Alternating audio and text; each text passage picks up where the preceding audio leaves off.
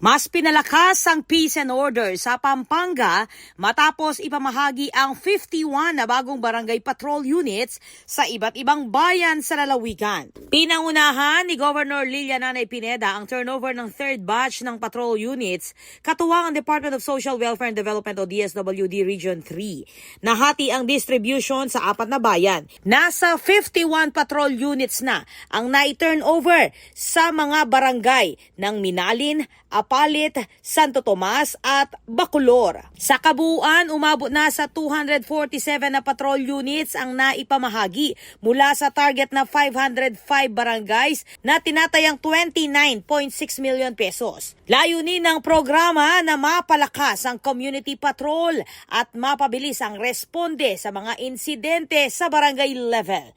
Ako po, Patricia Mamangon para King News Force Pampanga. Balitang Tutu, King Balen, susuyo.